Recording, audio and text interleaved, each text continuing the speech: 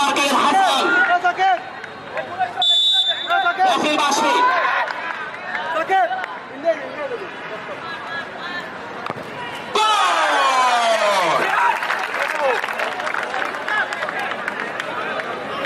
এক গোলে এগিয়ে গেল দুদুমিয়া মার্কেট ফুটবল দল।